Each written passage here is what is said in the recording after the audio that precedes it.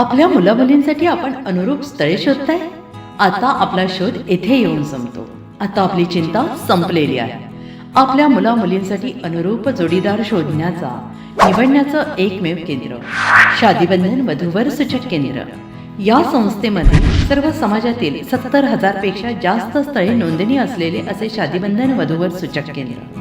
संपूर्ण महाराष्ट्रात आणि कर्नाटकात प्रसिद्ध असलेले एकमेव वधूवर सूचक केंद्र म्हणजे शादीबंधन वधूवर सूचक केंद्र, ज्यांच्याकडे आहे सर्व समाजातील सर्व जाती आणि पोटजातीतील 70,000 पेक्षा जास्त स्थळांची नोंदणी. आपल्या इच्छेप्रमाणे वर्गवारी करून अनुरूप स्थळे निवडण्याची सुविधा. एक वेळा जोडले जा आणि आपलं जीवन सफल करून घ्या. हजारोंनी याचा लाभ घेतला आहे. आपणही आपल्या मुलामुलींसाठी, विधूर, विधवा, वयस्करांसाठी योग्य स्थळांची निवड करा.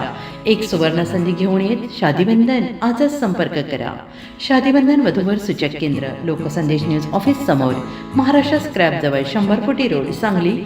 पिनकोड 416416. Customer care number 9922864545. आमच्या वेबसाईटवर स्थळे पहा. आमची वेबसाईट आहे www.shadibandhan.in.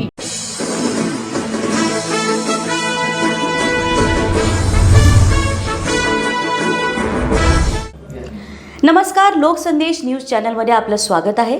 पाहूयात आजची विशेष बातमी. सांगलीत प्रशासनाकडून टार्गेट करून मुस्लिम समाजाच्या वास्तू पाडल्याचा आरोप. नेत्यांच्या उपस्थितीत जिल्हा प्रशासनाला निवेदन.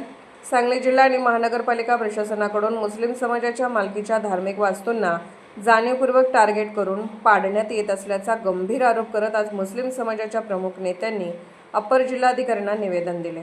या कारवाईमुळे समाजात तीव्र असंतोष पसरला असून प्रशासनाने तात्काळ पक्षपाती कारवाया थांबवाव्यात अशी मागणी करण्यात आली आहे. निवेदनातील महत्त्वाचे मुद्दे खालीलप्रमाणे. जागा स्वमालकीच्या असल्याचा दावा.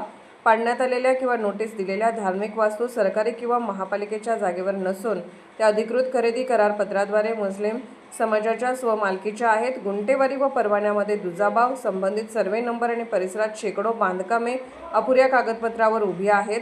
मात्र मुस्लिम समाजाच्या धार्मिक वास्तूसाठी गुंठेवारीचे पैसे भरूनही प्रशासन जाणून बुजून बांधकाम परवाना आणि गुंठेवारी प्रमाणपत्र देण्यास टाळाटाळ करत आहे. जाणून बुजून टार्गेट करण्याचा आरोप. परिसरातील इतर शेकडो अनियमित बांधकामाकडे पूर्णपणे दुर्लक्ष करून केवळ मुस्लिम समाजाच्या वास्तूंना लक्ष केले जात आहे. 10-15 लोकांच्या सह्यांनी खोट्या तक्रारी.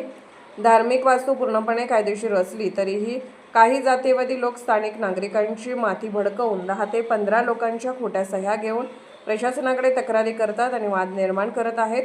प्रमुख नेत्यांची उपस्थिती. हे निवेदन देताना मुस्लिम समाजाचे प्रमुख नेते आसिफ बावा, युनुस महात, ॲडव्होकेट शहाबाज नायकवडी, नगरसेवक फिरोज पठाण, सलीमराज पन्हाळकर यांच्यासह सांगली जिल्ह्यातील असंख्य मुस्लिम नेते, पदाधिकारी आणि कार्यकर्ते मोठ्या संख्येने उपस्थित होते.